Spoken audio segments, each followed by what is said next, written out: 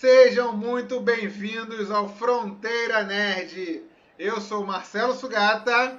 Eu sou o Paulo Doreste. Esse é o nosso primeiríssimo vídeo. Estamos aqui para falar um pouco sobre Duna para vocês que não conhecem as curiosidades. Tem filme novo aí, tá no cinema, vai sair a segunda parte agora. É o nosso primeiro vídeo. Somos dois nerds e viemos aqui para bater um papo, falar um pouco sobre tudo que envolve esse cenário. E eu espero que vocês gostem. Já segue a gente. Nem precisa ver o vídeo. Dá o seu like aí que eu tenho certeza que vocês vão gostar. E segue a gente, gente. Acerta o botão de se inscrever aí, porque toda semana a gente vai trazer um vídeo novo para vocês sobre curiosidades, sobre filmes, RPG, jogos de videogame, enfim, tudo que envolve o nosso universo nerd. Fica até o final e acompanha a gente que a gente tem muito a falar com vocês. E hoje nós vamos falar sobre Duna. É isso aí. Seja muito bem-vindo. Estamos muito felizes por estar iniciando esse trabalho, tá? E uma coisa muito, muito importante: nós não somos detentores do conhecimento. A gente está falando simplesmente a nossa opinião, mas nós sabemos que a nossa opinião não é exata, não é precisa. Que ao longo do tempo a gente está sempre estudando, sempre aprendendo e sempre buscando. E estamos abertos a ouvir a opinião de vocês. Isso também é um canal para que vocês venham e coloquem opinião. Fala, caramba, você falou isso, foi legal, caramba, você falou isso. Está errado, mas, cara, é exatamente esse o nosso ponto. Tá? É isso, Como espaço o aberto para Marcelo. vocês falarem tudo que vocês quiserem nos comentários, a gente vai deixar aqui embaixo e nas nossas redes sociais também. Tem um Instagram aí para vocês entrarem em contato com a gente e até dar dicas de temas e assuntos que vocês querem que a gente fique debatendo aqui. Esse debate aqui é entre nós dois, mas é com vocês também. Então espera um pouquinho, é depois da vinheta.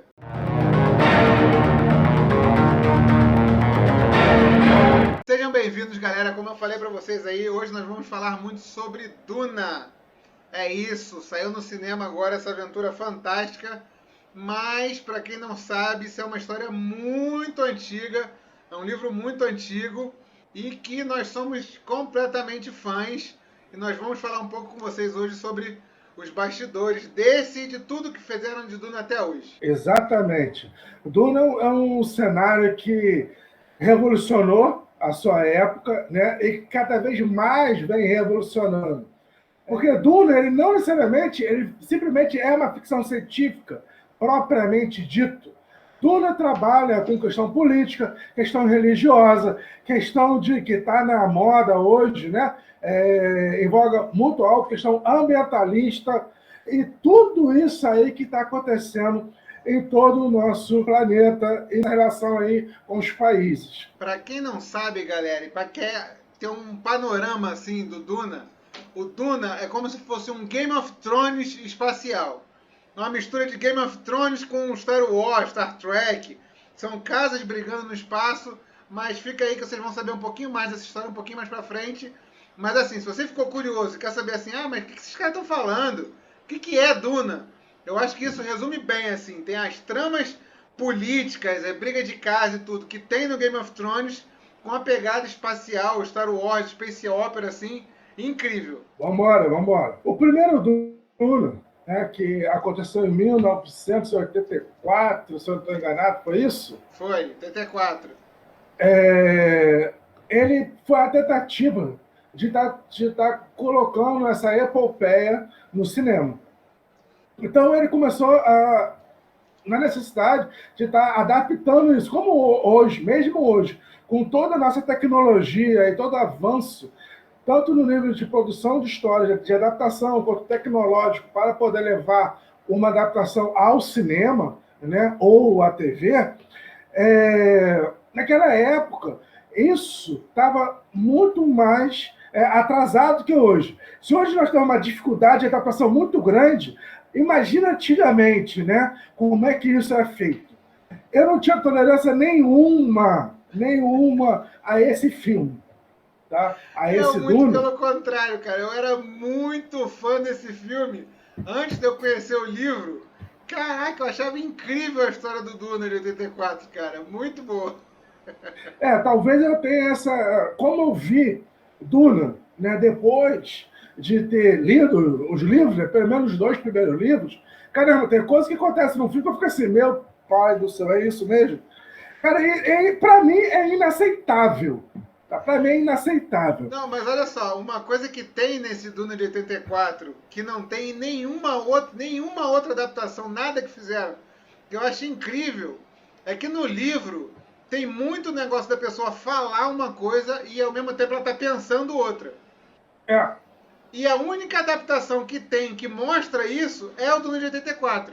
um pouco mais à frente, né, o Duna da Sci-Fi, da série, eles fazem essa pegada também. Tá? Só que não é o tempo todo, mas eles também têm essa pegada. Tem uma cena, né, que caramba, a gente vai começar a dar spoiler aqui. Ah, não é Bom, spoiler, é um negócio que é de 1990, cara. é, enfim. Tem uma cena que a princesa Irulan está presa e a Jéssica vai falar, ou é o contrário, que foi no ano de 2000 isso, e por mais que seja fanzaço, eu não lembro muito bem. Mas, enfim, uma dessas 2 personagens. Uma está presa, a princesa Irulan, que é a filha do imperador, Imperador. né? E ela vai conversar com a Lady Jéssica, que é a mãe do Paul Muad'Dib, né? A mãe do Paul Atreides. E as 2 estão conversando normalmente, estão falando e tal, como a gente está conversando aqui, mas a mão está fazendo linguagem de sinais. Sim, E isso aí, tem um pouquinho disso mostrado no nesse Duna novo, né? isso. Que eu achei isso, cara, maravilhoso. Eles terem resgatado isso. Né? Eu espero que a segunda parte ele apresente isso de uma forma mais clara e mais vezes, né? Durante o decorrer do filme. Quando teve essa cena, caramba, eu fiquei vidrado. Essa questão, né? Isso inclusive é um dos pontos fortíssimos que tem no livro que é explorado de alguma certa forma nas séries e filmes e tal, mas que para mim um dos grandes diferenciais da história do Duna, da literatura, né, que o Frank Herbert fez, é justamente ele colocar as coisas sobrenaturais de uma forma assim, o ápice da evolução humana. Nada que é Sim, sobrenatural ali é realmente sobrenatural, não vem de uma fonte sim, espiritual, superior, e não. As coisas de chamar ele de Messias e tudo foi um negócio plantado pelas Bene Gesserit. Então, assim, era uma coisa construída como se fosse uma coisa de possível geneticamente. Elas só manipularam para que aquilo fosse possível. Em teoria, seria possível para qualquer ser humano milênios à frente. Elas só adiantaram o processo para fazer um super ser, mas um super ser que seria assim, o ápice da evolução. Não é um negócio que vem isso. do nada, de uma força espiritual, de uma força sobrenatural. Na verdade, tudo ali é muito bem explicado. Eu achei isso completamente diferencial, né? Diferente de tudo. Tipo, Star Wars tem a força, mas que eu amo Star Wars, mas tá, no final das contas, o que é a força? É uma força meio que divina, uma coisa sobrenatural. Aí não. O poder das Bene Gesserit, o negócio da voz, o, enfim, tudo que tem de poder que seria considerado sobrenatural tem uma explicação científica e ele detalha isso no livro. Parece que ele fez um estudo científico de uma coisa que ele estava vendo e não alguma coisa que ele estava criando. Isso é muito bacana nessa obra. Exatamente. Esse ponto, Marcelo, que você está colocando, dessa pseudociência, né, é uma das maiores características, ao meu ver, do Star Trek. Né? Sim, sim. Do Jornada nas Estrelas, ele tem essa pegada aí da pseudociência que depois acaba se tornando ciência, né? Acaba se tornando uma realidade. Né? Então, deixa eu fazer um parêntese quanto a isso. Aham, Eu sou super fã de teorias conspiratórias e assisto muito aquele caçada de ET, coisa de alienígena. E dizem que quando caiu aquele o OVNI em Roswell e tal, teve uma reunião, mas na verdade uma série de reuniões com as forças alienígenas que estavam entrando em contato no nosso planeta. E, coincidentemente ou não, uma das pessoas que estavam nessa reunião era o cara que criou o Star Trek, não sei o que lá, Roddenberry lá. Então, assim, de certa forma, em Teve teoria essa ele não criou inspiração. nada, né? É, Ele só é, retratou algo que existia que agora a gente está chegando ao ponto de desenvolver. Enfim, é. é só uma pontinha aí de Um curiosidade. adendo aí da questão, que Quem sabe o Frank é. Herbert não foi a mesma coisa, né? Exatamente. Né? O trabalho do Frank Herbert, ele nitidamente, você vê que tem um estudo ali, né, bem grande sobre uma série de questões. E ele começa a tratar, né, de algumas habilidades ditas sobrenaturais de uma casta sacerdotal, né, das bruxas, né, das sacerdotisas Bene Gesserit, que é o poder da voz, né? O poder da modulação do som, da capacidade de você, através do som, você conseguir manipular e obter um resultado desejado. Você conseguir utilizar tons e frequências de forma que obter aquilo que se quer. E hoje em dia, pleno século XXI, existe N ciências, né, que falam sobre isso.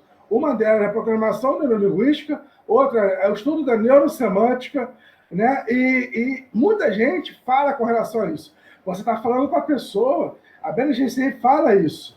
Né, ao longo de toda a saga, todos os livros, eles falam isso. E no filme, né, no último filme que saiu, o, a Lady Jéssica, ela fala pro Paul usar o poder da voz. Só que quando eles estão fugindo, estão voando lá na nave.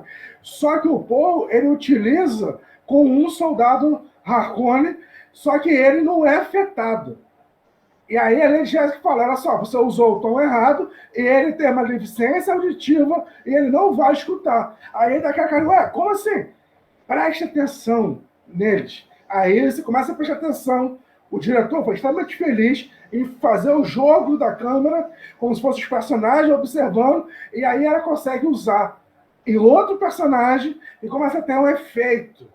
Então, caramba, e aí, gente, trazendo isso para a nossa realidade, tem algumas pessoas que fazem, né, dão curso de sedução e tal, e eles falam isso. A forma como você fala com a pessoa, você consegue ter o resultado desejado. Principalmente se você for num determinado ambiente e você for encaixando tudo. E é basicamente o que a Rebelde disse aí faz. Cara, isso, quando a gente teve contato com o mundo do Duna, isso tem mais de, sei lá, de 20 e tantos anos, não se falava de programação neurolinguística e nada disso. Com os anos que a Exatamente. gente passou estudando isso, a gente foi se apaixonando mais pela obra, porque é o que eu falei, o livro, né, a história do livro se passa no ano de 5 mil, não é isso? 5 mil e pouco, não é? É, é, Ou seja, se você parar para é pensar frente. e pegar que o livro foi escrito em 1950 e pouco, e agora a gente está em 2023, e a gente adquiriu esse conhecimento, é completamente plausível que em 5 mil e pouco seja possível aquilo que ele está falando ali. É uma evolução assim, esse cara, sei lá, cara, ele teve um vislumbre do futuro, não é possível. Não é Mais um possível. detalhe curioso quanto a isso foi, para as pessoas que estão vendo o Duna agora, como uma grande obra, pode falar assim, isso aí eu já vi, eles tiraram isso aí do Star Wars, esse negócio da voz nada mais é que o truque Jedi. Mas é justamente o contrário. Foi o George Lucas Justamente que foi contra. lá e adaptou o truque Jedi, o Mind Trick Jedi, do Poder das Mentes GCI. Entre Isso. outras coisas, né? Ele abertamente fala que ele tirou várias coisas da obra do Frank Herbert, como o lance das especiarias, tá? Agora quem tá vendo o Mandaloriano e o livro de Boba Fett, toda a questão do tráfico de especiarias, o termo especiarias foi criado pro Duna através do Frank Herbert e foi roubadinho ali pelo George Lucas para o Star Mais uma Wars. vez, né? Mais uma vez foi inspirado. A, a série Fantasia Medieval, que bombou durante muitos anos aí, né? Na HBO, o Game of Thrones, que é uma série. Depois vamos fazer um episódio só sobre o Game of Thrones, mas só aquela ideia inicial, tá? De que do conflito entre as casas, de ter um rei, né? Um regente, para poder estar querendo manipular tudo e tal. Tudo isso foi inspirado claramente no Duna. Quando o Duna chegou no Brasil em livro, né, quando eu comecei a ler, infelizmente eu não tenho isso por escrito, eu deveria ter escrito isso, mas eu falei que o Jon Snow eu lendo o livro, eu falei que o Jon Snow era um Targaryen e que ele ia assumir um dragão, tá? E que, bom, enfim, tudo aquilo que aconteceu na série, na época eu fui falando. E as pessoas falaram, não, isso não vai acontecer, isso não tem, isso não sei o que. Eu falei, não, beleza, então não tem. Por quê? Porque eu sou mágico? Não, é porque tudo foi inspirado no Duna. Tudo que acontece com o Paul Atreides, o Jorge Martin, ele distribuiu entre os filhos do, do Ben Stark, do Ned Stark. Tá? Eu não vou nem comentar sobre a Arya e a Lia, né? A Arya, faca, espada, faca. Não, não. A Santa da Faca, né? A Lia, a Santa da Faca, e a Arya, as outras obras, né? O lance dos Vamos mágicos, diminuir. cara, no Game of Thrones, que cada casa tem um cara que é um mágico, que é lá da escola dos sábios e tudo.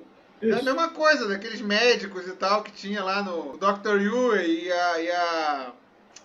que tinha a guilda dos caras dos médicos que tinha aquele símbolo na cabeça lá de Hã? O de Duna? Sim, O Suk, tá falando? isso. Caramba, mas todas essas obras não têm valor, né? Quando a gente faz esse tipo de comparação, a gente fala a fonte aonde os escritores, os autores beberam, né? Querendo diminuir. Não, na verdade não. Pelo contrário, eles têm muito valor, tá? E eles mostraram muita coisa ao longo da obra. Tanto focando aqui rapidamente, do Star Wars e do Game of Thrones, porque são as duas obras que é clara ter bebido lá no Duna. Aham. Eles não têm perda de valor, pelo contrário, eles mostraram que, bebendo da mesma inspiração, pode se desenvolver a própria voz. É isso. Pode desenvolver um cenário que, se a pessoa não tiver não tiver um conhecimento, tá? Mas que eu conversei com pessoas que eram fãs de Duna, mas não viam esses detalhes. Se a pessoa não prestar atenção nesses detalhes, não estiver buscando esses detalhes, vai passar desapercebido. Tá? Determinadas terminologias, especiaria, não passa. Sim. Né? Mas, por exemplo, os acontecimentos com os filhos Stark, né? Os acontecimentos dos filhos do Ned Stark, com relação à Lia e o Paul, caramba, ele distribuiu de uma maneira que foi lindo, foi impecável. Tá? Eu sou apaixonado pelo Game of Thrones, do início ao fim. Eu sei que é polêmico, vamos deixar isso para um outro material, mas, caramba, o material foi muito bem feito, muito bem construído e dado o norte bem feito. Mais uma coincidência que tem entre as duas séries, coincidência. O avô do Paul foi morto por um touro e o rei lá foi morto caçando javali, né? Com a lança o barato. O bêbado, o barato. Isso. O fanfarrão. Então tem essas semelhanças, né? E se for parar para poder ver, tipo, a origem, da onde que o Duna foi estudado, ou da onde que o Duna bebeu, cultura helênica, mitologia grega, mitologia romana, coisas que ele viveu na época, né? Outro grande diferencial que eu acho que tem com relação à obra do Frank Herbert é justamente com relação à fonte. Porque ele foi o primeiro a usar essa questão meio do Oriente Médio, assim, a questão do petróleo, a questão dos árabes ali, né, dos muçulmanos e tal. De certa forma, ele refletiu essa cultura, que era algo que não era visto e, de certa forma, foi visto alguma coisa disso meio que no Povo da Areia, do Star Wars, mas exatamente. Completamente de uma pegada diferente. Ele deu importância para aquele povo ali, que era uma coisa que aparentemente o mundo nem prestava muita atenção. Particularmente, Isso foi o que me ganhou em Duna. Toda essa cultura inspirada na cultura muçulmana, né, na cultura islâmica, caramba, isso me pegou em Duna. Né, que, na verdade, na sua essência, a gente começa com essa questão dos Atreides serem os heróis, né? Enquanto que, na verdade, eles começam a mudar essa questão e, ao longo da obra, dos livros, eles deixam de ser herói para ir para outro caminho mais sombrio, né? Um caminho mais De certa forma, isso também é uma questão complicado. bem política, que ele coloca assim, aquele povo precisava de um herói, Exato. aquele povo não podia ser ele mesmo o herói. É muita questão do imperialismo, né? De chegar um herói de fora e ser o salvador de uma população que se sustentava. No final das contas, se eles não tivessem invadido, se eles não tivessem dominado, aquele povo, através da própria cultura, teria o próprio desenvolvimento que não precisava daquela galera que estava invadindo ali. Na verdade, o Paul e a família, enfim, os futuros, eles foram os salvadores de um problema que eles mesmos criaram, uma confusão que não era dos Fremen. E aí fica essa dúvida, né?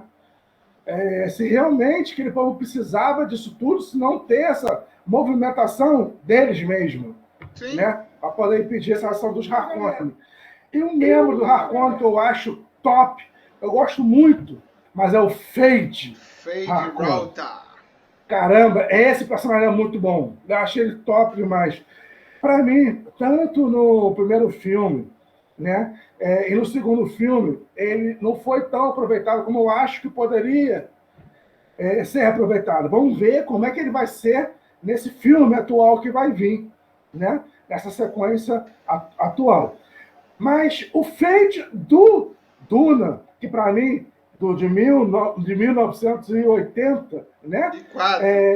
84, né, caramba, eu acho que eu peguei, acho que eu curti por causa do Sting interpretando esse personagem, que foi o ápice do filme. Foi o que me fez ver do início ao fim esse filme e não abandonar na metade. Já que você falou do Sting, teve um Duna que nunca existiu, e como a gente falou do Duna ter gerado, do livro do Duna, né, ter gerado inspiração para diversas obras, falar disso no próximo vídeo vai ser muito interessante, falar do Duna que nunca aconteceu, que é o Duna que foi idealizado pelo Jodorowsky. E uma das grandes curiosidades é que o Fade, que foi interpretado pelo Sting, nessa versão que seria, sei lá, super maluco e mirabolante, também ia ser um cantor conhecido que ele tinha pensado para ser o Fade, o vocalista do Rolling Stones, o Mick Jagger.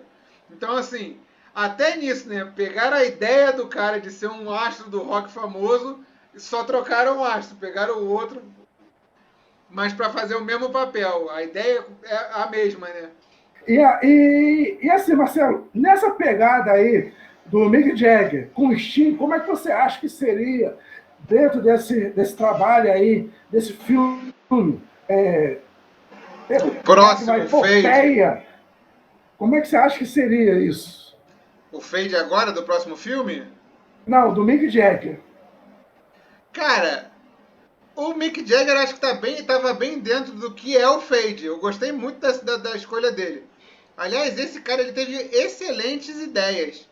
Ele era muito doido e o filme dele também não tem nada. Você ia elogiar.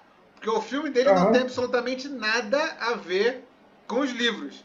Ele admite que quando ele escolheu o Duna para produzir, para dirigir, ele não tinha nem lido o livro. Ele tinha ouvido falar de um amigo dele que falou que o livro era bom. Aí ele falou: eu quero Ainda bem fazer que não isso. saiu. Hã? Ainda bem que não saiu, não, Ainda bem Fábio. que não saiu. Ou, de certa forma, cara, se saísse esse no lugar do Duna de 84, de repente o Duna já seria uma coisa muito mais conhecida e teriam feito outras versões melhores atualmente, né? Talvez. Não sei se foi assim, bom ou ruim ele não ter existido, mas uma coisa é certa. Esse Duna não ter existido foi o que proporcionou diversos outros filmes serem feitos e diversas outras coisas. Ele inspirou muita coisa. Ele inspirou, entre outras coisas, o Alien. A equipe que ele montou para montar esse filme foi a equipe que foi responsável pelo Alien. Tem muita coisa do que ele criou usada em Exterminador do Futuro. A cena de abertura que ele imaginou, cara, eles representaram isso num documentário. É fantástico, fantástico. Ele expande um pouco o universo do próprio Duna, porque ele bota uns piratas espaciais saqueando uma nave de especiaria, que não tem nada disso no livro, mas que eu achei um ponto super interessante. Tipo assim, Aham. algo que seria pertinente ao cenário, poderia existir aquilo ali. E a Sim, sequência que ele fez da abertura, do universo sendo mostrado, então não sei o que lá, do macro pro mínimo, é o contrário do que fizeram no. É uma versão do que fizeram no. Oh meu Deus, qual é o nome do filme? Contato. Já assisti esse filme? Aquele começo do universo virando o olho da menina, é aham. mais ou menos aquilo ali. Aquela entrada ali representa muito a entrada do início do que ia ser o Duna dele. Isso, não tem jeito. Não tem jeito. Tem que tirar. Você tirar, ok, faz parte. Mas agora, você inventar, criar coisas novas, caramba, eu particularmente não gosto, não concordo com isso. Por Mas isso que eu vou. falo que você ia odiar o Duna do Jodorowsky. Que ele simplesmente, na cabeça dele, o Paul tinha que morrer. E a alma dele, de certa forma, tinha que incorporar no planeta. E o planeta ia adquirir vida. E o final do filme era o planeta Arrakis vagando pelo universo, distribuindo felicidade, amor e paz pela galáxia. Enfim. Meu pai do céu, ainda bem que isso não aconteceu, né? E aí se viu essa necessidade de fazer uma renovação do Duna. O Sci-Fi trouxe, depois a gente faz uma outra série do Sci-Fi maravilhosa, e aí trouxe, fez essa adaptação. Essa adaptação fez sucesso, foi bacana, teve um resultado muito bom, que gerou os Filhos de Duna, que é a sequência do livro, né, do Duna. Os Filhos de Duna, ele literalmente ele conta os dois livros, né, para poder finalizar o que a gente pode chamar de trilogia da família Atreides, que é o que acontece depois, do livro Duna, que aí o, os filhos eles começam a assumir essa posição, né? O pai começa a sair, o pai começa a ficar cada vez mais se Apagado, né? perguntando se. Oi? Ele vai se apagando propositalmente para dar espaço para os herdeiros, né? Exatamente, Assumirem para a poder dar protagonismo. os herdeiros, para poder dar esse espaço para os herdeiros governar, mas em contrapartida ele também começa a ficar se questionando se tudo que ele fez é necessário, foi preciso, e se toda a movimentação que ocorreu e que está acontecendo, a Inquisição, né, dos Fidaiquins pelo universo, se aquilo ali realmente era o que queria e tudo isso. Mas sim, ele começa a se questionar com relação a isso. Ele começa a sumir. E aí a gente começa a buscar uma certa analogia a bases cristãs do Frank Herbert, que é a Rapidinho, só questão. mais uma interrupção de curiosidade aí, que a inspiração do Duna perdura tanto tempo que o Neo do Matrix, aquele negócio dele ficar cego e conseguir enxergar através dos poderes dele na Matrix, nada mais é o que o Paul fazia com a presciência dele no futuro. No Herdeiro de Duna, se eu não estou enganado, após sofrer um ataque terrorista de uma bomba termobárica, que é o chamado, caramba, rasga-pedra, ou rasga. Alguma coisa assim, cara. Cara, Não que é lembro. a bomba atômica deles. Caramba, isso naquela época. Naquela época. Ele estava afastado, ele conseguiu sobreviver, e a visão dele foi destruída, obliterada, foi queimado, tudo. É isso. Totalmente. Se você viu o que aconteceu com o Neil, é aquilo ali que fica acontece com ele. Exatamente. A causa é outra, mas o efeito é o mesmo. Ele fica sem olho e consegue enxergar porque ele vê o futuro. Enquanto ocorre os herdeiros de Duna, ele começa a cada vez sumir, e a série Filhos de Duna ele vai trazendo isso. Só que, infelizmente, a série Filhos de Duna não teve um resultado financeiro tão boa quanto a série original. E aí, sci-fi, pá! Até porque exigia, vamos combinar que exigia muito mais recurso do que o anterior, né? Sim. O, Exigir. a transformação do filho dele era um negócio que ia exigir muito efeito especial. E o tempo todo, né? O tempo Sim, todo, o tempo todo, o tempo todo. Então, aos poucos, né, essa série foi caindo, começou lá no alto, gerou uma segunda série, uma continuação, né, que é o Filho de Duna, mas começou a cair. O que eu escutei muito, né, das pessoas da época e depois de alguns outros amigos fãs e tal, que a série começou a perder fã porque foi ficando cada vez mais politizada, ela foi acabando e parando as cenas de ação para focar nesse período, nesse conflito, tá? Do nosso querido e amado protagonista Muad'Dib e tudo que envolvia na família. de certa forma a série teria que equilibrar como foi o Game of Thrones, né? Que tinha um conflito político, mas tinha ação, tinha, enfim. É Isso. isso. O sci-fi sendo Netflix. É. Mas é aquela história. Não é dinheiro, velho. Vá. Então, não, eu tô falando a questão de não acertar o tom do negócio, começar a adaptar e se embolar no meio do caminho. Mas enfim, não é a primeira série que passou por isso, não vai ser a última, certamente. Exatamente.